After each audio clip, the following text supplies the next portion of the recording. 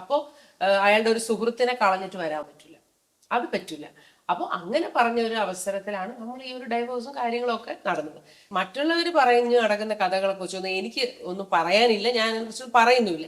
പക്ഷെ ഒരു കാര്യം ഞാൻ ഇയാളോട് പറയാണ്, ഇതിൽ ഗുരുവിന്റെ പേര് നിങ്ങൾ വലിച്ചഴക്കരുത്. കാരണം ഗുരു ഒരുപാട് പ്രാവശ്യം അവസരം അയാൾക്ക് കൊടുക്കുകയാണ് ചെയ്തത്, എന്നെ കൊണ്ട് കൊടുപ്പിക്കുകയാണ് ചെയ്തത്. കാരണം സ്വാഭാവികമായിട്ട് രീതിയിൽ ആരും ഇത് കൊടുക്കാൻ പറയില്ല. പക്ഷെ ഗുരുവിന്റെ ആ കാരുണ്യം കൊണ്ട് ഗുരു വീണ്ടും വീണ്ടും അവസരം എന്നെ കൊണ്ട് തന്നെ കൊടുപ്പിച്ചു. പക്ഷെ അത് തട്ടിക്കളഞ്ഞിട്ട് പോയത് നമ്മുടെ തെറ്റല്ലല്ലോ. അപ്പൊ അത് മാത്രമേ എനിക്ക് ഇവിടെ പറയാനുള്ളൂ. അപ്പൊ ഏതായാലും ഈ അവിഹിതം കേൾക്കാൻ ആഗ്രഹിച്ച വ്യക്തിക്ക്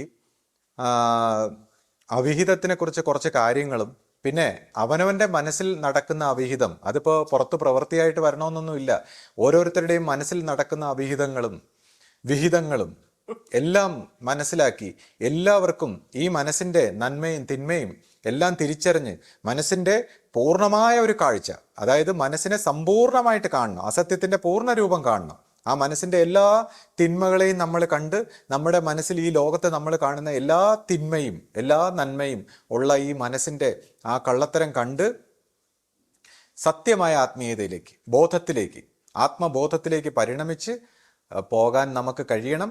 അപ്പോൾ ഈ മനസ്സിന്റെ കുറച്ച് നന്മ മാത്രം, അല്ലെങ്കിൽ കുറച്ച് എന്തെങ്കിലും ആത്മീയതയൊക്കെ കണ്ടിട്ട് ആശ്രമങ്ങളെയും ഗുരുക്കന്മാരെയൊക്കെ പഠിപ്പിക്കാൻ വരുന്ന കുറച്ച് ആൾക്കാരുണ്ട്. അപ്പോൾ അതിനെക്കുറിച്ചൊക്കെയുള്ള കാര്യങ്ങൾ നമുക്ക് മറ്റൊരു വീഡിയോയിൽ സംസാരിക്കും. ഇപ്പോൾ പുതിയ ഒരു ചാനലിലൊക്കെ കുറച്ച് ആൾക്കാർ വന്ന് മനസ്സിന്റെ കുറച്ച് എന്തൊക്കെയോ നന്മകളൊക്കെ കണ്ടിട്ട് പിന്നെ ഇതേപോലെ മനസ്സിന്റെ ശരിയായ വശങ്ങളൊന്നും കാണാത്ത ആൾക്കാർ, അതായത് നമ്മളിപ്പോൾ എന്ത് മേഖലയിലായാലും നല്ല MSc PhD ഒക്കെ എടുത്തവരാണ് സയൻസും മറ്റു കാര്യങ്ങളും ഒക്കെ സംസാരിക്കുന്നത്.